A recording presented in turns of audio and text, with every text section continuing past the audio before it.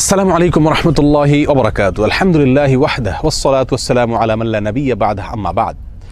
সুপ্রিয় দর্শক শ্রোতা ভাই বোনেরা, আজ আমরা এমন একটি জিকির, এমন একটি দোয়ার কথা বলবো যে জিকির এবং দোয়া জানে না এমন কোনো মুসলিম পৃথিবীতে পাওয়া কঠিন। বলতে গেলে আমরা সকলেই এই দোয়া, এই জিকিরটি জানি, এই বাক্যটি মুখস্থ আমাদের আছে, কিন্তু এই বাক্যের যে ওজন, এই বাক্যের যে ওয়েট, এই বাক্যের যে গুরুত্ব, সেটা আমরা হয়তো অনেকেই উপলব্ধি করতে পারি না। মুস্তাদরাক হাকিমে আবু সাঈদ খুদরি রাদিয়াল্লাহু তাআলা আনহু থেকে বিশুদ্ধ সূত্রে বর্ণিত এক হাদিসে নবী করিম সাল্লাল্লাহু আলাইহি সাল্লাম ইরশাদ করেছেন, একবার আল্লাহর নবী মুসা আলাইহিস সালাতু ওয়াস সালাম আল্লাহর কাছে দরখাস্ত করলেন, আল্লাহর কাছে আবেদন পেশ করলেন। তিনি আল্লাহর সঙ্গে সরাসরি কথোপকথন করতেন, সেজন্য কালিমুল্লাহ বলা হয় তাকে। আল্লাহর সঙ্গে সরাসরি কথা বলতে গিয়ে একবার তিনি আবেদন করলেন, আল্লাহ আমাকে আপনি একটি জিকির, একটি দোয়া শিখিয়ে দিন, যে জিকির, যে দোয়া আমি সবসময় পাঠ করব, সবসময় আমল করব। আল্লাহ সুবহানাহু ওয়া তাআলা তখন মূসা আলাইহিস সালাতু ওয়াস সালামকে বললেন, কুল লা ইলাহা ইল্লাল্লাহ, হে মূসা আপনি লা ইলাহা ইল্লাল্লাহ এই দোয়াটি সবসময় পাঠ করবেন, এই জিকিরটি সবসময় পাঠ করবেন, এটা আপনাকে আমি দিলাম। মূসা আলাইহিস সালাতু ওয়াস সালাম কিছুটা আশ্চর্যান্বিত হয়ে আল্লাহ সুবহানাহু ওয়া তাআলাকে বললেন, আল্লাহ লা ইলাহা ইল্লাল্লাহ এটা তো এমন একটি বাক্য, এমন একটি জিকির, এমন একটি দোয়া যেটা সকলেই বলে, সব মানুষই বলে।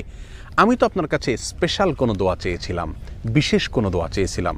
আল্লাহ সুবহানাহু ওয়া তাআলা তখন মূসা আলাইহিস সালাতু ওয়াস সালামকে বললেন, হে মূসা, যদি সপ্ত আসমান, সপ্ত জমিন এবং এই দুইয়ের মধ্যে যা কিছু আছে সব কিছুকে, আল্লাহর অস্তিত্ব ছাড়া বাকি সব কিছুকে যদি একটি পাল্লায় রাখা হয়, একটি হাতে রাখা হয়, আর লা ইলাহা ইল্লাল্লাহ এই বাক্যকে যদি অপর হাতে, অপর পাল্লায় রাখা হয়, তাহলে লা ইলাহা ইল্লাল্লাহর পাল্লা ভারী হবে। এত ওয়েটফুল এই আমল, এত ওজনী এই আমল, এই জিকির। অর্থাৎ আল্লাহ সুবহানাহু ওয়া তাআলা মূসা আলাইহিস সালাতু ওয়াস সালামকে যে বার্তা দিলেন সেটি হলো, লা ইলাহা ইল্লাল্লাহর চাইতে ওজনী, এর চাইতে ওয়েটফুল, এর চাইতে ভারী, এর চাইতে শ্রেষ্ঠ, এর চাইতে মর্যাদাপূর্ণ কোনো জিকির আল্লাহর জমিনে আর নাই।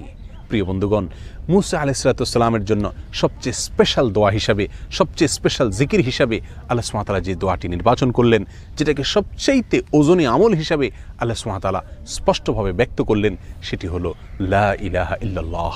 অথচ এই লা ইলাহা ইল্লাল্লাহ এটাকে আমরা খুব সাধারণ একটি জিকির মনে করি, খুব সাধারণ একটি দোয়া মনে করি, আমরা বিশেষ আমল খুঁজে বেড়াই। অথচ এর চাইতে বিশেষ, এর চাইতে স্পেশাল কোনো আমল আল্লাহর জমিনে আর হতে পারে না।